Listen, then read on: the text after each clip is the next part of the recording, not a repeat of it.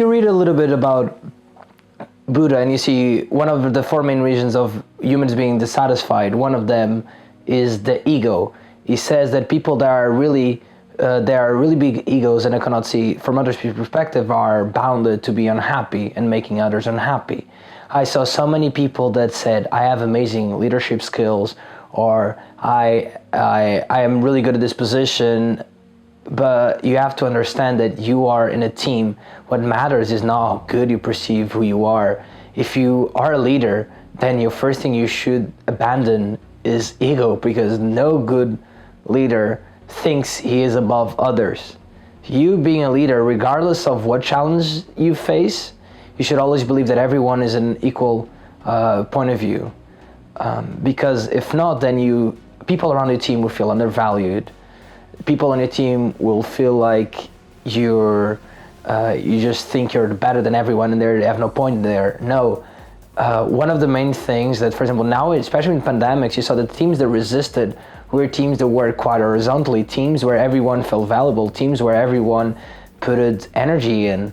And you, as a leader, especially during these tough times, it shouldn't be to prove that you're better than others. If your reason is to prove that you're better than others, prove that you're better than the team, then you are not good to be a leader. A leader is altruistic. A leader, when something goes good, is everyone's responsibility. And when something goes bad, is your responsibility as a leader. You give kudos to others when things go well, and when things go bad, is your responsibility. So then during Corona time, imagine there's so much turmoil, so much pressure, and everyone is gonna start next year doing committees or boards, you're gonna face challenges never faced before. And if you, as a leader, are gonna come into that saying, I know what I'm doing, I know what I'm doing, you're discarding an amazing opportunity to have a good team. So think about your team as parts of yourself, not as other individuals that you are commanding. I think the greatest thing you can do is to know your team. Like I mentioned before, leadership is not a one-size-fits-all kind of thing. And if you know your team well before a crisis happens, you'll kind of know how they'll react if a crisis would have to happen. And in doing so, you can emphasize with them a little bit more and try and connect with them on that end. But I think another really important thing is to know that you yourself as well, you are a person going through this crisis too, and you need to look after yourself in that end.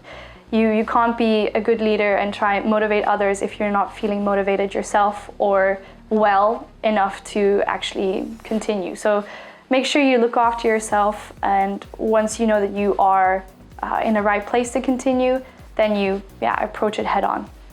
Think about your audience, think about what they're looking for in your communication. I think my tips on that would be to try to create certainty, because the environment is going to be more uncertain.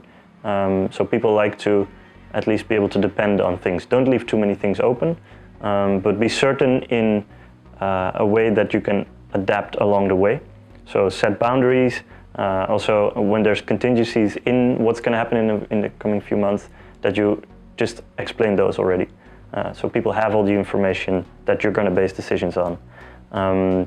I think the second tip is try to frame it positively. See the positive in a situation as well, and tap into the strengths of the community that you're working in. It's always good to be very open and approachable, but especially now we emphasize that even if you don't have anything to talk about, if you just want to have a chat, we're here, we're available, but also be that to each other. Like, be there for each other, reach out to each other. It doesn't all have to come from us. It's just about the kind of culture that you wanna have. Stay calm, set priorities, and listen to the people or the cause that you're working on. I always feel that I'm not running this organization for me, I'm running this organization for my members, and I need to make sure that they develop, and therefore listening to them, making sure that they can still develop either their skills or this community feeling that they really want is important. So listen to your members and set those priorities to make sure that you reach your goal. I think attitude is everything. So, especially when it's a small team, but really in any scenario, your attitude is going to decide how successful you are. So if you think like, oh, this is going to be so negative for us, or oh, this, is going to have huge consequences, you're immediately, 1 or 2-0 behind.